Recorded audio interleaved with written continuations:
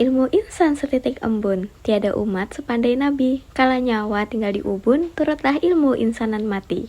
Assalamualaikum warahmatullahi wabarakatuh. Yang saya hormati Dr. Sri Mulyati SPD MPD, selaku dosen pengampu saya di mata kuliah Bahasa Indonesia, serta rekan-rekan mahasiswa psikologi yang saya banggakan.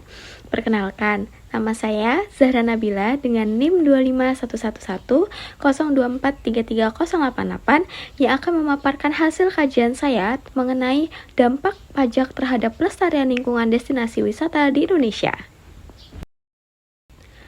Pariwisata di Indonesia memicu kerusakan lingkungan dan tradisi lokal, sehingga diperlukan pajak turis sebagai pajak hijau untuk mendanai konversi alam dan pelestarian budaya demi menjaga keberlanjutan destinasi wisata. Pusatnya pariwisata di Indonesia ternyata mempunyai sisi negatif loh, yaitu memicu kerusakan pada alam dan mengikis tradisi lokal masyarakat setempat. Karena adanya dampak negatif tersebut, diperlukan sebuah instrumen kebijakan untuk mengatasi masalah ini agar destinasi wisata tetap berkelanjutan. Definisi pajak turis adalah pembayaran wajib oleh wisatawan untuk mendukung pengeluaran pemerintah dalam mengelola infrastruktur, layanan publik, dan konservasi destinasi. Sedangkan konsep green tax adalah instrumen fiskal yang dirancang untuk memotivasi tanggung jawab lingkungan dan mendanai proyek restorasi ekosistem serta teknologi ramah lingkungan. Mengapa kita butuh dua konsep ini, teman-teman? Karena dalam pembangunan berkelanjutan, kita tidak bisa hanya mengandalkan pendapatan itu dari tiket masuk saja, tapi kita juga butuh sistem pajak yang terintegrasi agar aspek ekonomi, aspek sosial, dan aspek lingkungan bisa berjalan seimbang atau bersama-samaan gitu. Peningkatan jumlah turis tanpa kontrol seringkali menyebabkan yang pertama adalah akumulasi limbah plastik di pesisir, yang kedua adalah kerusakan terumbu karang akibat aktivitas yang masif, yang ketiga adalah degradasi tatanan sosial dan tradisi lokal, yang keempat adalah tekanan pada sumber daya air dan energi. Krisis ini membuktikan bahwa pariwisata bukan sekedar bisnis angka, tapi soal keseimbangan juga. Jika ekosistemnya rusak, baik alam maupun sosialnya, maka daya tarik wisata tersebut akan hilang.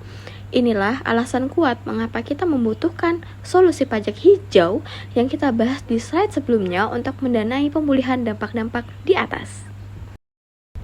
Solusi pajak hijau itu apa sih? Ayo kita bahas. Pajak turis bertindak sebagai pajak hijau dengan 3 mekanisme. Yang pertama ada internalisasi biaya. Internalisasi biaya ini adalah memasukkan biaya kerusakan lingkungan ke dalam tarif perjalanan. Yang kedua adalah pendanaan mandiri. Pendanaan mandiri ini menciptakan sumber daya khusus untuk pelestarian alam. Yang ketiga adalah edukasi wisatawan. Ini adalah meningkatkan kesadaran akan tanggung jawab lingkungan. Secara teoritis, solusi ini menerapkan prinsip siapa yang menghasilkan dampak, dia yang akan membayar.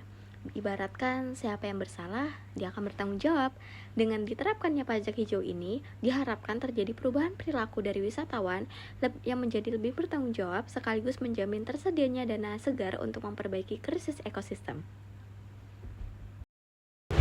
Manfaat strategi kebijakan terbagi menjadi 3, teman-teman. Yang pertama adalah ekonomi lokal. Ekonomi lokal ini mengurangi tekanan APBD daerah untuk memelihara fasilitas publik.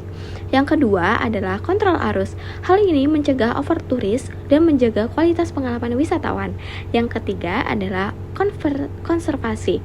Konservasi ini adalah dana berkelanjutan untuk restorasi ekosistem yang rusak akibat pariwisata. Secara garis besar, strategi kebijakan ini menciptakan sebuah sistem yang sehat.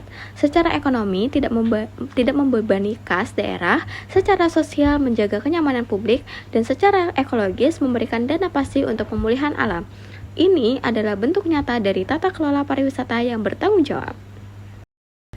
Hambatan administrasi adalah kebutuhan akan sistem pengawasan yang transparan untuk menghindari penyelewengan dana dan birokrasi yang rumit. Sedangkan dampak kompetitif adalah peningkatan biaya dapat mengurangi daya tarik wisata untuk destinasi wisatawan dengan anggaran terbatas atau budget travelers. Tantangan ini menunjukkan bahwa kebijakan pajak hijau tidak bisa berdiri sendiri.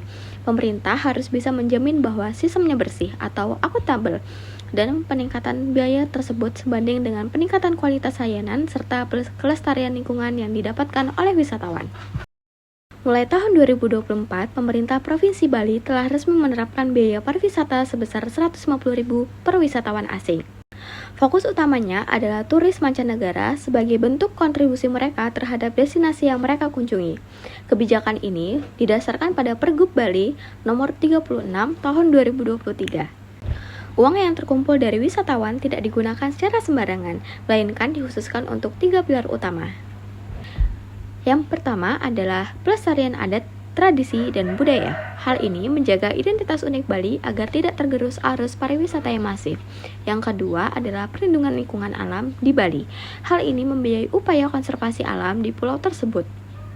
Ketiga adalah peningkatan layanan infrastruktur transportasi. Hal ini memperbaiki aksesibilitas agar mobilitas wisatawan dan warga lokal menjadi lebih baik dan teratur. Secara keseluruhan, kesimpulan ini menegaskan bahwa pajak hijau atau pajak wisata adalah solusi masa depan. Meskipun ada tantangan administrasi dan kompetitif, dan dengan transparansi dan keterlibatan masyarakat, Indonesia tetap bisa menjaga destinasinya agar tetap lestari tanpa kehilangan daya tarik ekonominya. Demikianlah pemaparan materi yang dapat saya sampaikan mengenai strategi pajak hijau dan dampaknya bagi pariwisata berkelanjutan di Indonesia. Saya berharap diskusi ini dapat memberikan wawasan baru mengenai pentingnya menjaga keseimbangan antara pembangunan ekonomi, pelestarian budaya, dan konservasi alam. Mohon maaf apabila terdapat kekurangan atau kesalahan kata selama penyampaian tadi. Terima kasih atas perhatian teman-teman dan dosen pengampu saya.